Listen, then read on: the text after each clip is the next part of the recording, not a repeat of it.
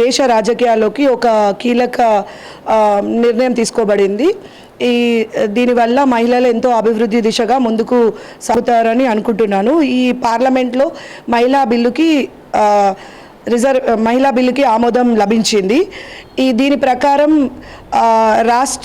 ప్రకారం లోక్సభ మరియు రాష్ట్ర అసెంబ్లీలలో మహిళలకు 33% రిజర్వేషన్ కల్పించడం జరుగుతుంది.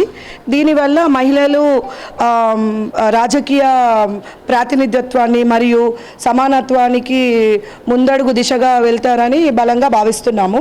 ఈ యొక్క చట్టం వల్ల మహిళలకు ఒక గొంతుక వచ్చిందనే చెప్పగలుగుతాము. ఒక స్ట్రాంగ్ డెసిషన్ తీసుకునే పవర్ అండ్ దీన్ని ఇంప్లిమెంట్ చేసే పవర్ మహిళలకు మా అందరికీ వచ్చిందని మేము భావిస్తున్నాము.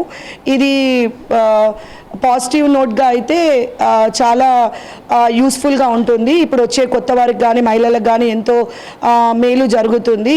వాళ్ళు ఎప్పుడైతే దీన్ని ఒక స్ట్రాంగ్ డెసిషన్స్ తీసుకుంటూ సొంతంగా నిర్ణయం తీసుకొని వాళ్ళు ఎవరైతే ఇంప్లిమెంట్ చేస్తారో డెసిషన్ మేకింగ్ పవర్ ఉంటుందో బ్యాక్ వాయిస్ తీసుకొని మనం చేయకుండా మన సెల్ఫ్ డెసిషన్ తోటి ముందుకు వెళ్తామో అప్పుడే ఏ రిజర్వేషన్ అయినా ఏవి మనకు కల్పించినా దానికి సమానత్వం అన్నది మనం చేయగలుగుతాము.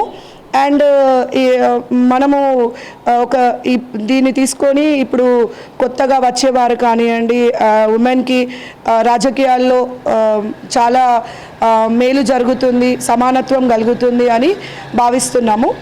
ఈ 33% రిజర్వేషన్కి మేము బిల్ కల్పించినందుకు మేము ఎంతో హర్షం వ్యక్తం చేస్తున్నాము.